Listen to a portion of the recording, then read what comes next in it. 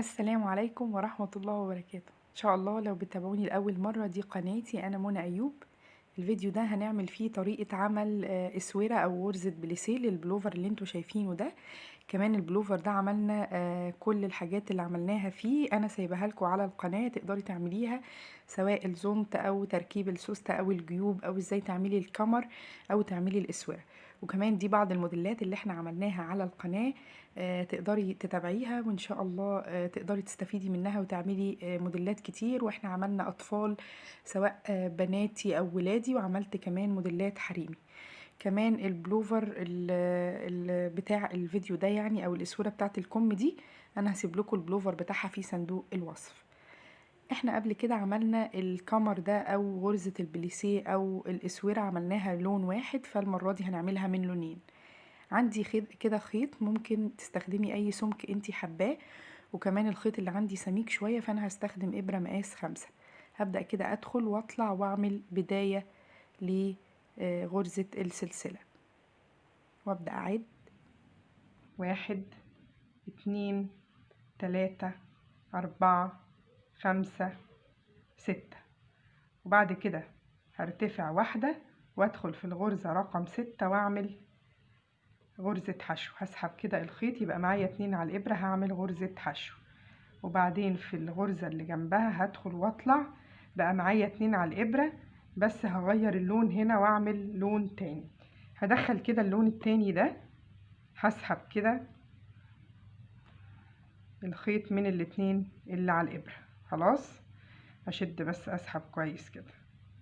وبعد كده هدخل في الغرزة اللي بعد كده واسحب الخيط، بقى معايا 2 على الإبرة، هعمل غرزة حشو. وبعدين في الغرزة اللي بعديها برضو هسحب الخيط، بقى معايا 2 على الإبرة، بس مش هسحب الخيط ده لاني عايزة اغير اللون، فهسيب الخيط ده ورا وهسحب الخيط اللي لونه لبني، هسحبه كده من هنا. بعدين اشد الخيط بس ده كده، وبعدين اكمل غرزة حشو وبعدين غرزة حشو، ويبقى كده عملت 6 غرز حشو. ادي 1 2 و2 من اللون البيج اهو، شد الخيط بس عشان تبان، وبعدين 2 تاني من اللون اللبني. هرتفع كده غرزة سلسلة وبعدين اشتغل تاني. هدخل كده في الحلقة الخلفية واطلع واعمل غرزة حشو، وبعدين في الحلقة الخلفية اللي جنبها واسحب الخيط، بقى معايا 2 على الإبرة. بصوا كده، هرجعه هنا عشان ده وش الشغل بتاعي اللي انا بدأت بيه، واسحب اللون ده، وبعدين اسحب بس ده كويس اثبته وامسك اللون ده اللي هشتغل بيه. هدخل في الحلقة الخلفية واعمل غرزة حشو، وبعدين في الحلقة الخلفية اللي بعديها بقى معايا 2 على الإبرة، هسحب اللون التاني منهم اللي هو اللبني، وبعد كده اشتغل الاتنين اللي فاضلين. ادي 1 ادي 2، وبعدين ارتفع والف الشغل بتاعي.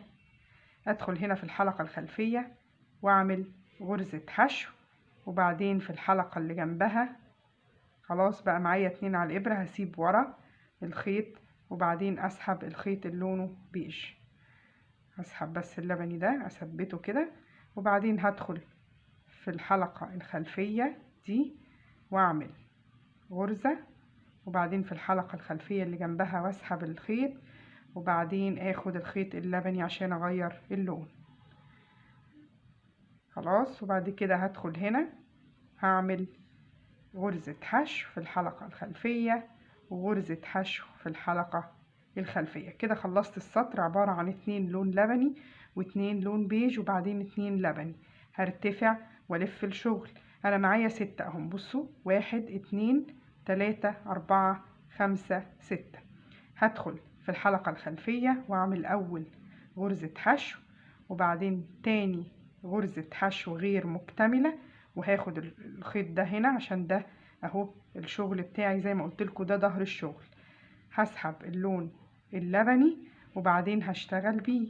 هدخل هنا واعمل غرزة حشو كاملة، وبعدين اللي جنبه غرزة حشو غير مكتمل. هسيب الخيط ده هنا واسحب اللون اللبني، وبعدين اشتغل الغرزتين اللي فاضلين. ادي 1 2 في الحلقة الخلفية. هلف الشغل وابدأ ارتفع، وده شكل الاستك بيكون زي ما انتوا شايفين، او الكمر بتاع اي بلوفر او اسوره بتاعه بلوفر برضو هيبقى بنفس الطريقه زي ما قلت لكم اهو. ده وش الشغل بتاعي وده الظهر، فعلى طول بخلي الخيط ورا. يعني انا دلوقتي هشتغل ده الوش اهو ليا، هدخل هنا في الحلقه الخلفيه كده واسحب الخيط واعمل غرزه حشو، وبعدين في الحلقه اللي جنبها واسحب الخيط. هبدل هنا اللون، هسيب الخيط ده كده ورا واسحب اللون البيج، وبعدين اعديه من الحلقتين مع بعض. خلاص، اشد بس الخيط التاني ده شوية، بعدين ادخل في حلقة اهي البيج في الغرزة بتاعتي في الحرف الفي، ادخل في الحلقة الخلفية بقى معايا 2، اعمل غرزة حشو مكتملة، وبعدين ادخل في اللي بعدها غرزة حشو غير مكتملة. هسيب الخيط ده ورا واسحب الخيط اللي لونه لبني، وبعدين اشتغل كده. هدخل في اللي بعديها اهي واعمل غرزة حشو، وبعدين في اللي جنبها غرزة حشو تانية، بعدين ارتفع غرزة سلسلة والف الشغل. هدخل كده ادي غرزة حشو، وبعدين غرزة حشو غير مكتملة. اتفقنا ان ده وش الشغل وده الظهر، فهسيب الخيط عندي هنا، وبعدين اسحب اللون ده، وبعدين اسحبه من اللفتين اللي على الإبرة، وبعدين أدخل أعمل أدي أول غرزة حشو في الحلقة الخلفية، وادي تاني غرزة حشو. مجرد بس إن أنا هسحب اللون ده منها علشان يبقى اللون عندي كده أهو، اللون يتغير، وبعدين أدخل هنا غرزة حشو، وبعدين غرزة حشو تانية، وهكذا. هرتفع والف الشغل. بصوا الشغل كده الامامي بتاعي بقى شكله باين شغل، واشتغل. وزي ما قلت لكم ده وش الشغل بتاعي. هعمل الجزء ده اكمله واوريلكم الاسوره هتبقى عامله ازاي. بصوا كده الاسوره خلصت. الاسوره دي جميله تنفع في حاجات كتير. شكل الكم اهو، اي كم انتي حابه تعمليه لو عملتي فيه الشكل ده هيبقى شكله جميل. تقدري تعمليها وتنفذيها بكل سهوله، وزي ما قلت لكم اي لون انتي حباه هتحطيه فيها. وبكده الفيديو بتاعنا يكون خلاص. يا رب يكون عجبكم والطريقة كمان مفيدة. انا حبيت بس اقول لكم ان انا استفدت من الطريقة دي وانتوا كمان تستفيدوا.